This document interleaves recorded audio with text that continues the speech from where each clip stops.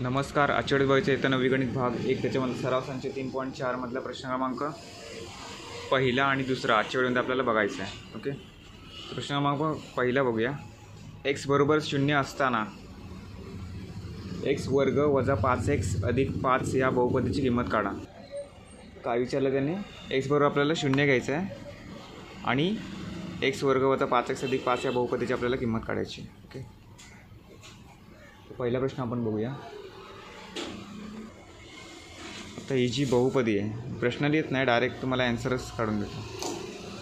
P of x बरोबर x वर्ग वजा 5x अधिक 5. ओके, ही बहुपदी पी ऑफ एक्स बरोबर काय, एक्स वर्ग वजा 5x अधिक 5 आहे. ओके, आता या बहुपदीमध्ये आपल्याला काय घ्यायचं आहे? या बहुपदीमध्ये एक्स बरोबर आपल्याला 0 ठेवून, ओके, एक्स बरोबर आपण 0 ठेवल्यानंतर काय उत्तर येतं ते आपल्याला बघायचं आहे.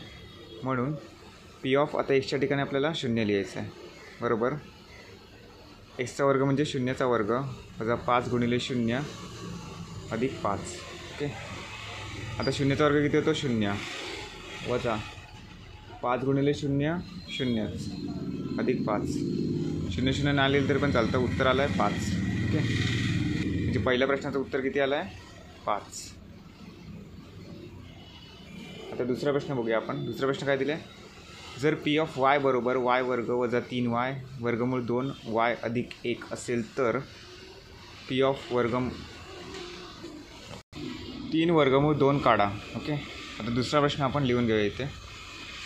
आता या बहुपदीमध्ये पी ऑफ वाय बरोबर काय दिलं आहे? हे बघा, y वर्ग 3 वर्गमूळ 2y अधिक 1. ओके, असं दिलं आहे आपल्याला.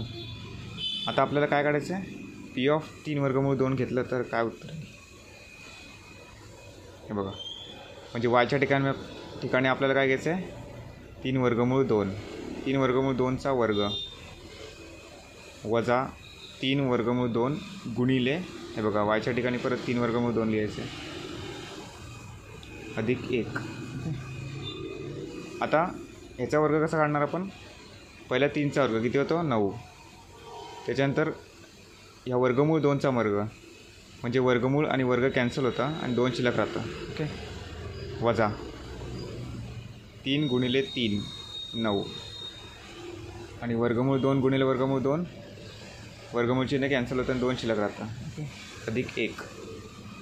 9 दुणे 18 वजा 9 दुणे 18 अधिक 1. 18मधून 18 गेले, 0 राहिले आणि 1 शिल्लक राहिला. ओके, म्हणजे पी ऑफ 3 वर्गमूळ 2चं उत्तर किती आलं? 1. आता पुढचे तिसरा आणि चौथा प्रश्न नेक्स्ट व्हिडिओमध्ये बघूया. धन्यवाद.